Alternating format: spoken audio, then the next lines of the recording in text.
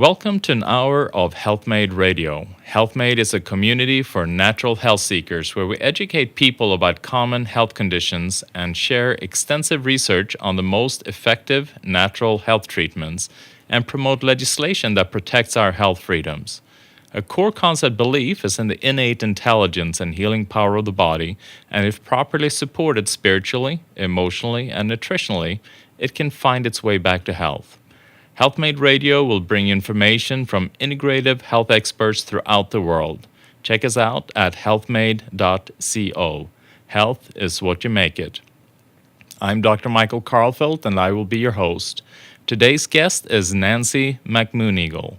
Nancy is the Executive Director and President at the Monroe Institute. Nancy's main focus and intent is to help individuals achieve a greater overview of their lives and to inspire within them a sense of enthusiasm about who they are and what they have to offer.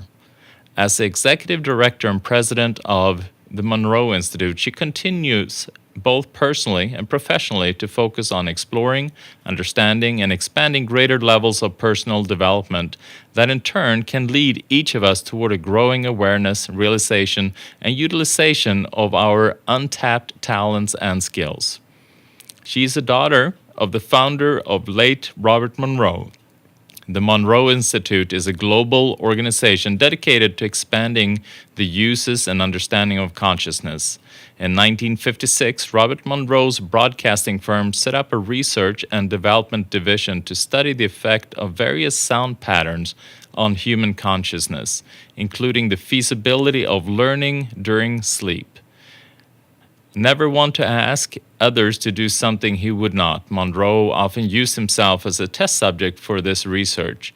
In 1958, a significant result emerged. Monroe began experiencing a state of consciousness separate and apart from the physical body.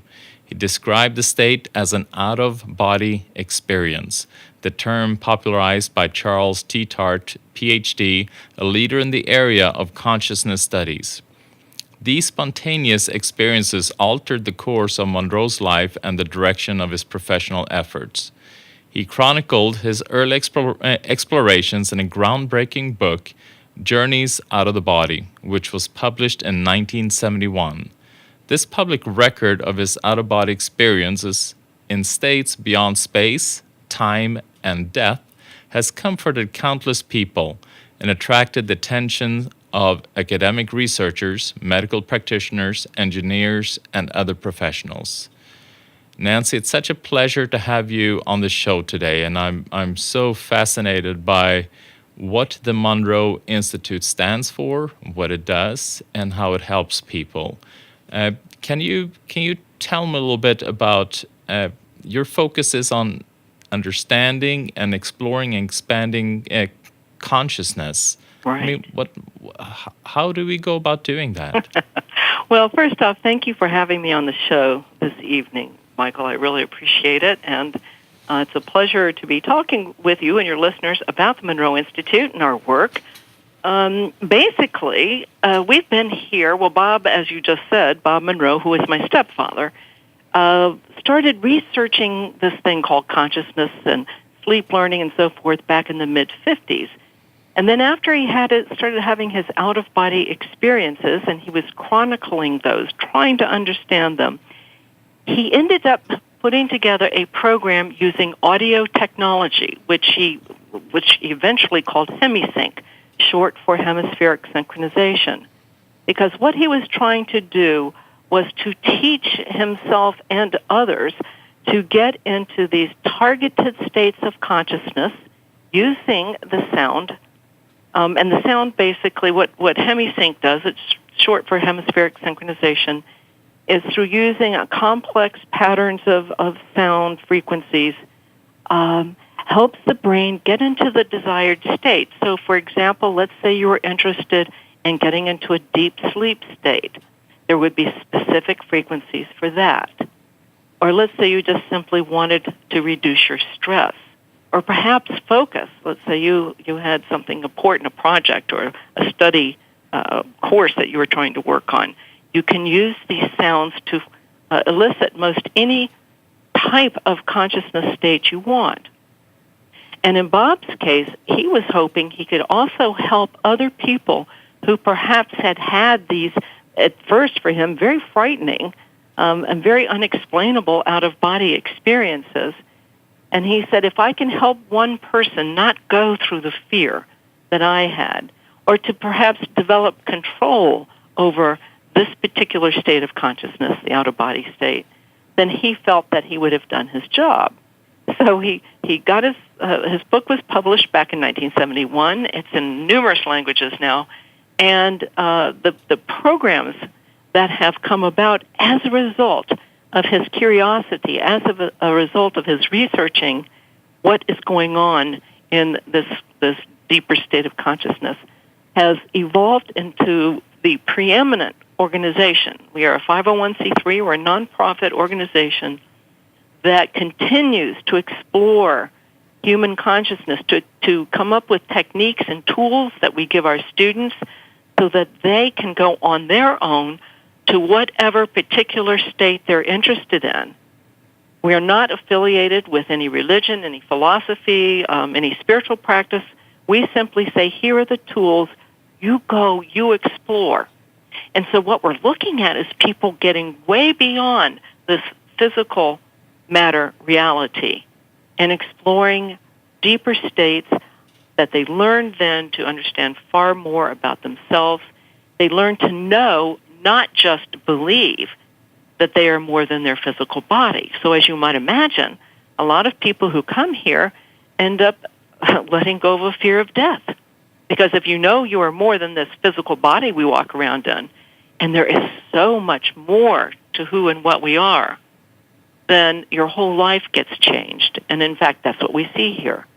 So when people come here to explore these targeted, very expanded states of consciousness, then what ends up happening is they end up creating a life that's much freer, that has more meaning. They get insights about themselves they never could have discovered just in your everyday normal state of consciousness, like how you and I are talking right now, more focused and probably producing a lot more beta brain waves than we are deep delta, for example. And basically, it opens people up to letting go of restricting beliefs. Bob was real big on getting beyond belief systems and instead getting into K-N-O-W systems. And so what the Institute does is to provide a safe place to come explore, to learn how to get into these states, and then learn how to productively use them in your own life, however you most want to do that. Some people come because someone died in their lives. They want to understand, well, what happened? Is it possible I can get in contact with my father or my husband or my daughter who just died? We have a lot of that occurs. And yes, a number of people do have a connection, end up contacting people who have gone on. That, of course, is in a very different, very expanded state of consciousness. Some people come because they're at a crossroads in their life. Geez, should I stay in this job? Should I stay in that marriage? Should I do project A or B?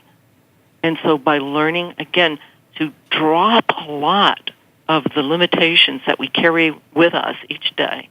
And this is what our exercises do, again, using audio technology, guided mindfulness exercises, if you will. It's beyond meditation. It's far more active than that. But again, the people get to decide how they want to use them. So it's really fun. I often use the metaphor of people come in looking like little rosebuds, and when they leave, they have opened up into these beautiful flowers. I just keep on talking. Sorry about that. I should probably shut up for a second. No, you can. No, you have much more interesting things to say than I do. I bothered out that, but yeah. So it's very exciting. You see, watching when the people come here because their lives do change. We had actually, it's really fun. There was one of our Gateway alumnuses was a 91-year-old head of a Zen Buddhist temple in Vancouver. And actually, this story was written up back in the 90s in the Wall Street Journal. And he said then that the Gateway students, Gateway Voyage is the name of our first course. That's our flagship course. And he said he saw them reaching meditation states in a week that took him years of sitting. So, of course, when he got back to his temple, he was using the Monroe Institute technology and the HemiSync tapes and so forth as a training tool for the people there. That's incredible. So it's almost like, we're so used to traveling in the physical plane, our physical world. We take a car and we go to another state or to another city, and we're used to navigate that physical world. But what the Monroe Institute does then is to really understand then the consciousness, and so that people can learn. Since it's not something that's visible, it's hard then to really know how to navigate within that. But then supplying them tools to individual so that they can more easily navigate, and that it becomes a very systematic process. You use certain technical components, and that allows you to reach certain areas in your consciousness where you can then where you can achieve certain things, like you said. Well, exactly. And one of the things, one of the gifts Bob gave us, again, he was trying to stay away from religious references, spiritual practice references, and so forth. He was kind of an engineer mind. And what he did was he went about labeling these different states of consciousness with as flat a terminology as can be, and he called them focus states. So, for example, right now he would say this was consciousness 1, C1 consciousness, where you and I are speaking, and then as you, in our case here, listen to the various HemiSync signals and so forth, and you get deeper and deeper into a state of relaxation to the point where your body is asleep and your mind is awake, and he called that focus 10, body asleep, mind awake. And then he went from there to focus 12, the state of expanded awareness. And again, all this using different signals to get to these states. Then from there to focus 15, a state of no time. So if you can imagine not being encumbered by time anymore. And the numbers keep going up for different states of consciousness, where you get to the point where you were going way out to the borders of physical matter reality and non-physical reality. And we have programs here, of course, that address different foci, if you will, different functions. And I know since your particular area is healing, for example, you would probably be interested in the fact, for example, in fact, it was just here last week, a medical intuition and symbolic healing program we offered. Wonderful. And we have guest trainers come in and offer some of these programs. We have our own residential trainers here also. But in that case, Dr. Larry Burke and medical intuitive Winter Robinson teach that course. And that's teaching people how to identify the way in which their intuition speaks to them. They become more sensitive and are able to understand the messages from the body and to learn these mind, body, spirit techniques so that they can tap into their own healing abilities, for example. And then we have one that's actually going to be next, I think it's going to be in a few weeks from now, and that is the energy medicine course. Actually, it starts the 13th. I guess it's Saturday, come to think of it. And this is by Dr. Brian Daly, an MD, and Alan Evans. And they are combining Reiki. And I don't know if you use Reiki, Michael, with the work that you do. We do have some, we have a practitioner that uses that to some fashion, yes. Right. So it's learning healing techniques, both that you can use for yourself and for other people. So they're using Reiki, they're using the HemiSync technology as well as our spatial angle modulation technology. We call that SAM. That's a different approach to the audio technology. But again, it's where we are trying to help support various beneficial states of consciousness, depending on the frequency and how we're moving those sounds around. And so again, with this, teaching people how to use focused consciousness, or whether it's healing, which it is in this case, the energy medicine is. Whether people want to use it for understanding how to access inner guidance. We have a guidelines program. Some people want to use it for getting more in touch with their heart energy and getting past and healing old traumas, but then also learning how to love self so that the barriers are dropped for loving others. Then, of course, we have that remote viewing, which is a fairly huge program here. I want to hear a little bit more about that when we get back, because I know that's very fascinating. We're going to take a quick break. You're listening to HealthMade Radio. I'm here with Nancy McMoneagle. Welcome back to HealthMade Radio. I'm Dr. Michael Karlfeldt. I'm here today with Nancy McMoneagle. She's Executive Director and President at the Monroe Institute.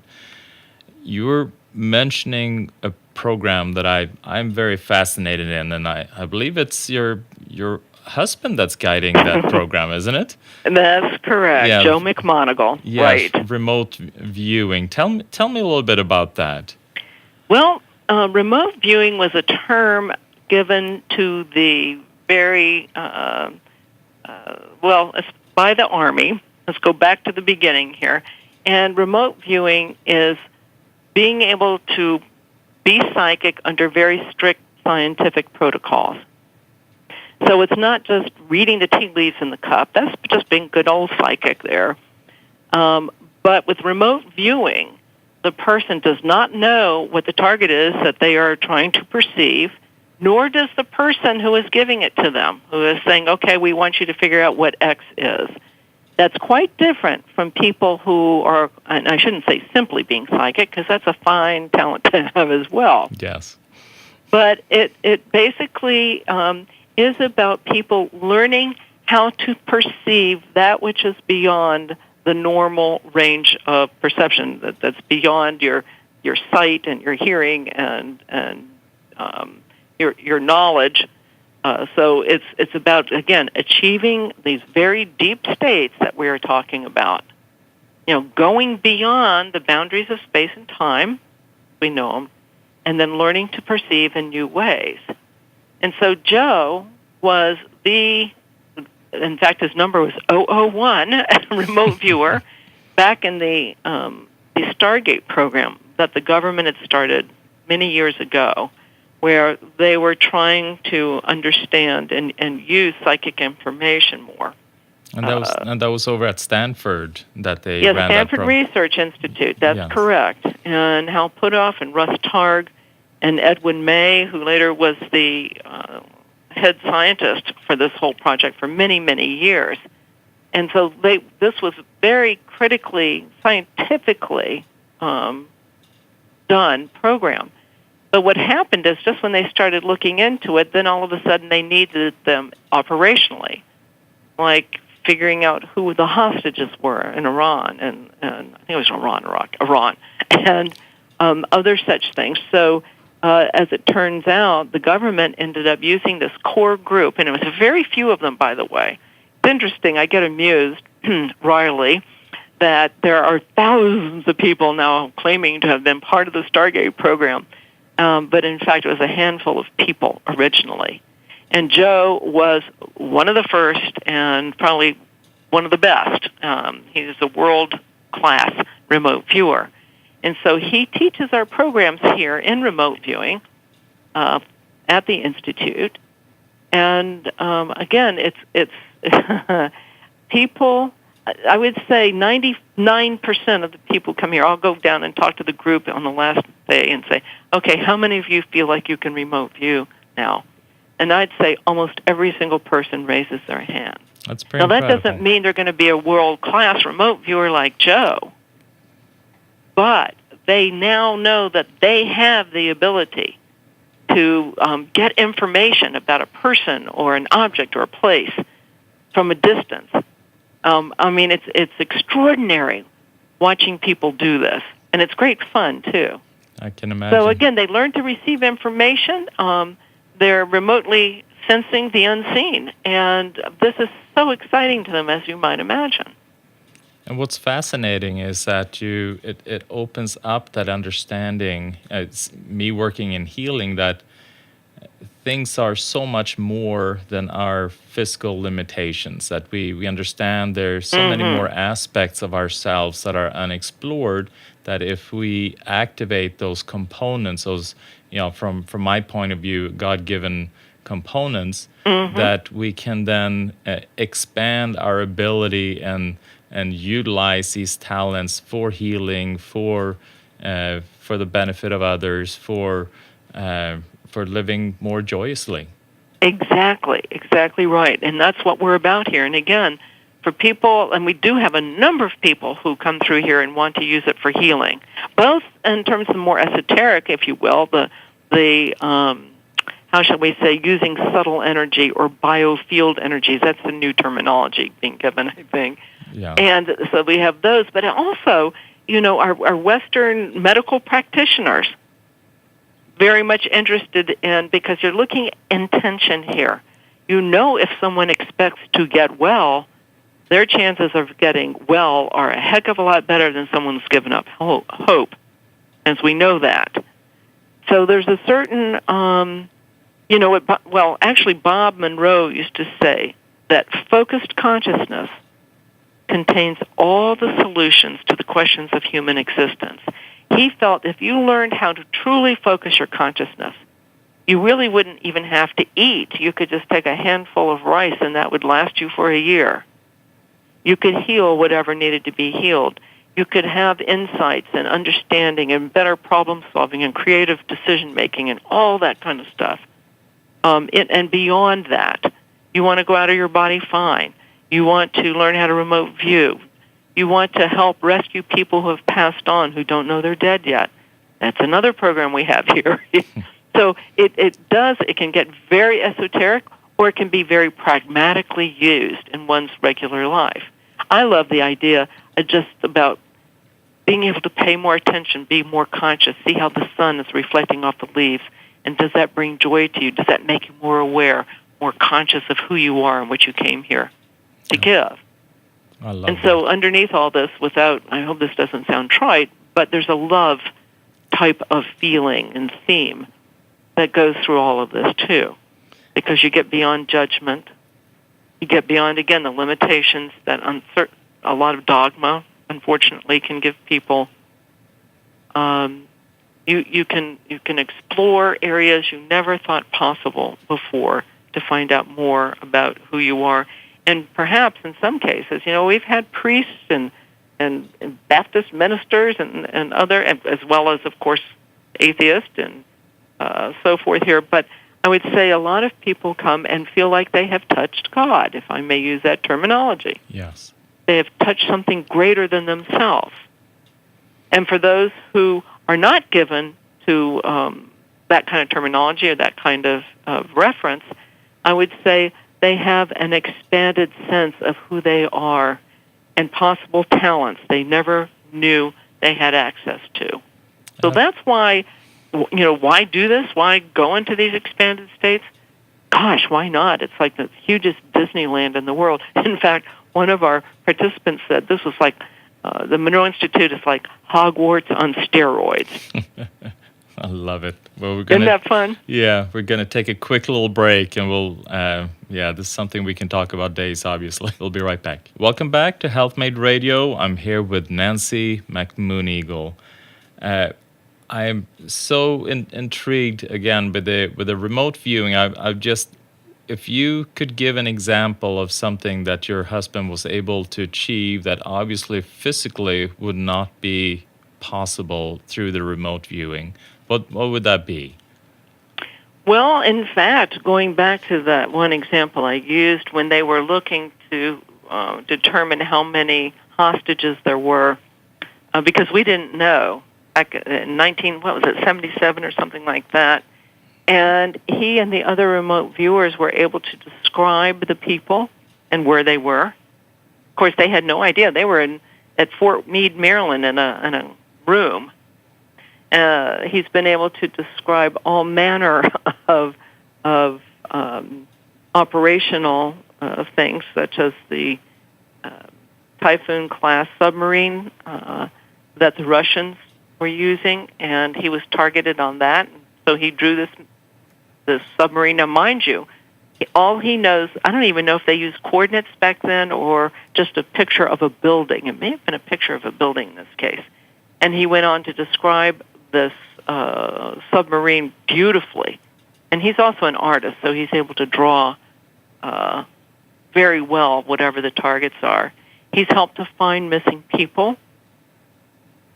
In fact, it was really interesting. We went back and forth to Japan about 13 times, where he was on a television show with a couple of other types of psychics. One is a channeler, one was a dowser, one was a psychic who had helped the police with in Pennsylvania. And so they would do this show there, and Joe was helping to locate missing people for the largest part. And if you can imagine Tokyo with its millions and millions of people, and Joe was drawing the streets and where the people should go and how they should turn and how the person was doing now that they were looking for. I mean, he truly is remarkable in his capabilities. But he's like the Van Cliburn, or the Tiger Woods, if you will, if you prefer a sports metaphor, of remote viewing. But other people get to the point where they actually we have sealed envelopes, and that they have numbers on them, and that's it. And that's all they know. And so they learn to get into the state of consciousness. Now, typically the information comes in fragments. It's not like all of a sudden, oh, that's a submarine. It's not like that. They're in fragments. But then you start learning to get a sense, a feel, a gestalt of what this target is. And so, I mean, it's truly exciting stuff, but we can all do it. Now, again, we're all not going to be Tiger Woods at playing golf, but we can sure learn the game and learn how to hit the ball. So that's what we're teaching. And that's what I love is that some people feel like it's a scary area to move into, but it's just like exploring another country. Exactly. It is. You walk into it and you learn the territory, and once you learn that territory, you can enjoy it and use it for benefit of mankind, humanity, yourself, for joy, for your family, friends, and it will just expand your life. It really does. And then for those, let's say you are a corporate person, and all you really care about is to get rid of your stress, and you want to improve the bottom line, it can do that too. Yeah, exactly. You know, it runs the entire gamut. And that's the beauty of this thing called consciousness and learning how to control it. But Bob was so funny. He used to say, because people would say, well, if you could teach a Russian, and because, of course, the Russians were, in fact, looking into remote viewing, and then you have the Americans do it, then they could spy on each other.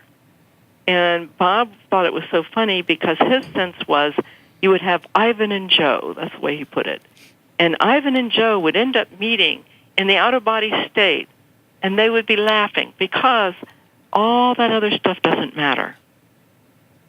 You get such a greater, different overview about life, about what's meaningful, about what the critical elements really are.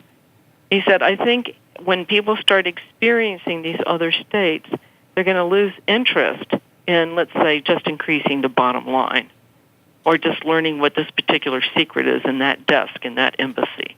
And they're going to lose interest in trying to control, this world and thinking that, like you said, the fear of death, that thinking that this is it and this is all there is to it. And with that, then there's no reason then to be judging or trying to oppress somebody else, because you know that you're not really going to achieve anything in other realm, other level of consciousness. It is just this physical that is just one little component of it. There you go. Or he used to wiggle his little finger, Bob did, and say, "This is all it is. There's the whole rest of the body, and then everything else outside the body." Yeah, exactly. So he actually then cataloged all these different levels of consciousness. And how did he go about doing that? Well, in a number of ways. First off, from his own experiences. And then we had our various labs over the years, and we would get into the booth and put on our headsets and listen to the hemisync, and he would instruct us, okay, you're going to go now to such and such a state, and we would report back what we experienced. So that was part of it. It's what he called the Explorer program. And then for a while we were also looking at, well, what's actually happening with the brain waves? Now, we certainly didn't have 128-channel EEG here or anything like that, but we used a mind mirror. And in fact, we use one now in one of our programs, our Discovery program, and also actually two of our programs, Journeys to Happiness, where we wire people up and they get to see what their brainwaves looked like while they were having the experience. So by looking at all these various things and listening to people and making recordings of people's experiences, that's how Bob kind of mapped out this whole territory along with his own. And of course, he had 3 books that he ended up writing. The first one, which is still, Journeys Out of the Body, is still selling more than the other 2 because it is such a classic, where he started with, okay, here's what was happening to me with this experience. Then he gets into Far Journeys and then Ultimate Journey, where he starts exploring more and more these other non-physical realms. And he kind of came up with his own cosmological system for understanding things. So he's left us with quite a few gifts, bless him. He really has. So what is the most refined state that he would describe in your mind? Most refined meaning state? the most how should I say that? I mean, we have things, and actually before, because I know it's going to take a long conversation, we'll take a quick break and we'll be right back. Okay. Thanks. Welcome back. I'm Dr. Michael Karlfeldt. I'm here with Executive Director and President at the Monroe Institute, Nancy McMoneagle. Yeah, so I'm curious because we have it's almost, we're looking at an elevator. You know, you have the physical body, and then each level of consciousness. You were talking level 10, level 12, level, and so what would be the highest level that he cataloged, and how would that be described? Well, it's an interesting concept even when you start thinking highest, because then it feels linear. For example, at this point, it's all the way up to focus 49, for example. But in Bob's time, went up to focus 34, 35, and you kind of have to read his book to understand about that. But basically, he felt that was a state that allowed people to connect to a group of intelligences. And that's in his book, Far Journeys. And because he was having interactions with, conversations with, information sharing, if you will, with these non-physical entities. And he called that Focus 34, 35 state the gathering. But, you know, and in terms of what's the highest one, it's an odd type of thing, because I would have to tell you, even if you think about the quote-unquote simple Focus 12, the state of expanded awareness, I think people can have extraordinary experiences there. They don't have to go all up to these higher numbers. That's why I say you have to be careful about this linear take on thing or hierarchical thing. It has more to do with the person's intention, how much they can let go of kind of hanging on to perception for the physical matter stuff. But I think you can probably do as much and have as pure, if you will, experience in a Focus 12 as you could in a Focus 34, 35. It's just different. I think it depends on the person. So it's almost like it depends on which territory, physical territory that you would want to visit or that you would need to visit to have the best healing experience. Or so it has really not to do, just like you're saying, it's not something that is linear. It's more, it's a more dimensional than that. Exactly. It's very much multidimensional. I mean, because there's a state of consciousness that was Focus 42, for example, and that's for exploring the solar system, the galaxy, and another aspect of ourselves. Because he thought, who you are, the Michael that you know here is only one. I come back to the hand. It's one little finger on your hand and your whole body. It's the Michael part. And then when you get into these other greater states, you meet other aspects of yourself, the other eyes. And this is what Bob found, which was he tried to describe it. And, of course, sometimes words fail us when we're trying to describe something that has no words. That is not physical, you see. So what he did in putting the sounds together and guiding people into these other states, again, was you go find out for yourself. You go explore. Don't take what I say. You go explore and then come back and tell us what you have found.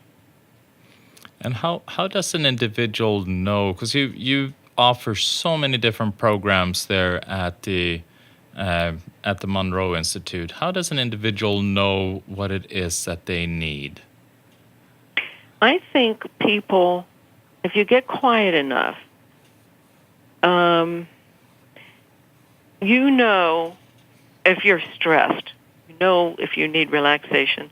But I think also it's not just need. It's like, what is it that would most fill my soul right now? What is it that would most give me balance and happiness and fulfillment in my life? And so you look at that, and if someone were to go on our website, for example, which for those listening, MonroeInstitute.org, very simple website URL, and you start just looking and seeing what you resonate with. Maybe some people go, well, I was never interested in healing before, but I like the sounds of this healing program. Or, I don't know, I think perhaps the remote viewing appeals most to me, or maybe inner guidance. I've always thought that I had some guides or angels with me. I want to understand how better to communicate with them. So I think just going through things, it's kind of like going into a library. What kind of book do you want to read? And you're kind of looking at the books, and maybe reading the prefaces and so forth. Do I want to explore beyond physical matter reality? Do I want to learn about the out-of-body experience? We do actually have an out-of-body experience program here that's run by William Buhlman, who's written quite a number of books on the topic. And so we offer that. And this is actually where an individual can then learn how to safely travel out of the body. Right. Uh-huh. Because I would assume when your father-in-law, Bob, when he did that, or stepfather, I'm sorry, when your stepfather did that originally, that it was scary. Well, it was. It was scary. And because he thought he was losing his mind. Remember, this guy Bob was a radio executive. He was writing radio shows for, unless you have some really old listeners there, they might remember The Shadow, and Only the Shadow Knows, those kind of radio shows. He was an executive with RKO in New York. And he was not interested in religion. He was brought up by a professor of Romance language's father, who was at Ohio State. His mother, now mind you, Bob was born in 1915, and here his mother was a medical doctor.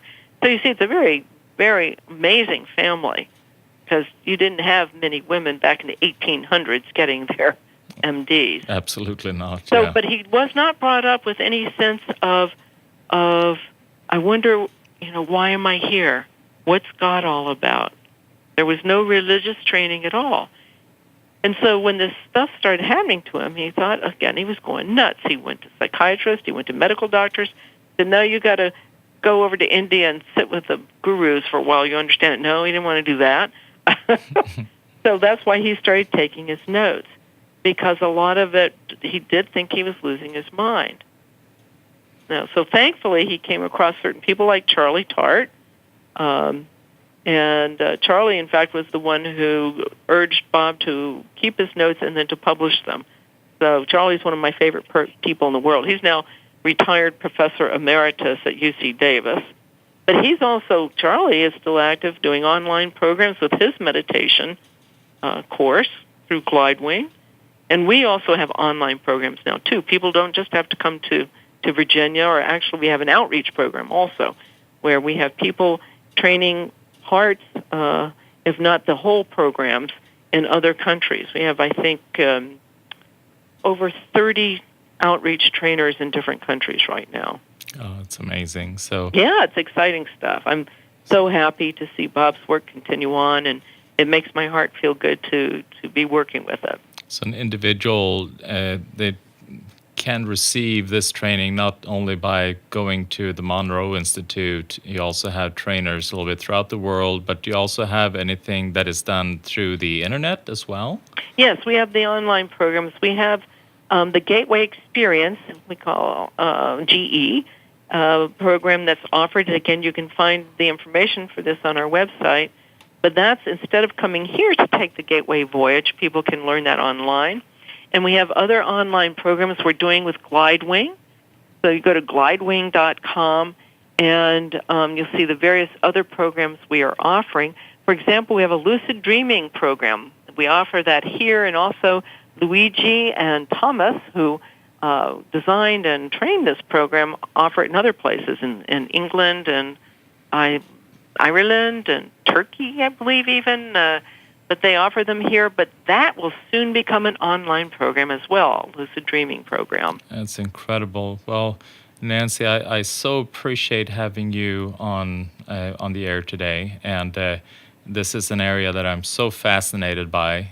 I mean, I've learned so much in regards to helping the body to heal, but the consciousness aspect, it's such a powerful tool in our healing journey, and it's something that we really shouldn't let go untapped. And I urge all the listeners to go to monroeinstitute.org and explore all the different programs that they offer over there. Thank you so much, Nancy. Well, thank you, Michael. It's been a pleasure talking with you. Wonderful. That's all for today. I'm Dr. Michael Karlfeldt with HealthMade Radio. Remember to connect with us at healthmade.co. Health is what you make it.